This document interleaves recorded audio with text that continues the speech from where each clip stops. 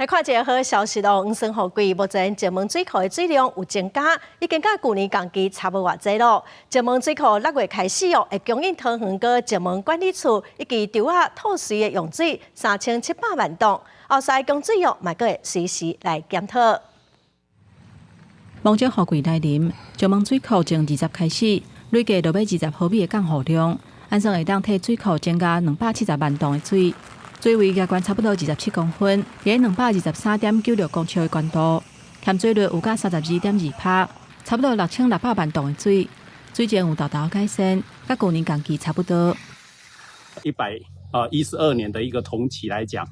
约那个相差短少差不多400万，差不多只有影响到我们3到4天的一个供水量，其实应该是讲说在水情上已经逐步的好转了。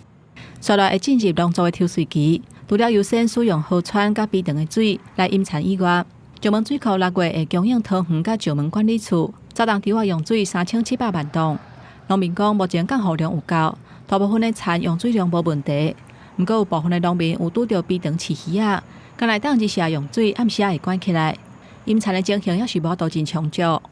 因为你如果说水不够的话，它等于在抽水还是在灌浆这方面会影响到你的品质跟它的收成。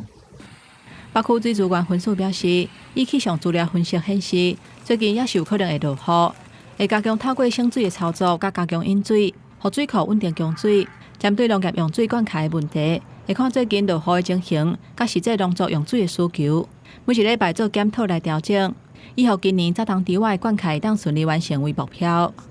记者综合报道。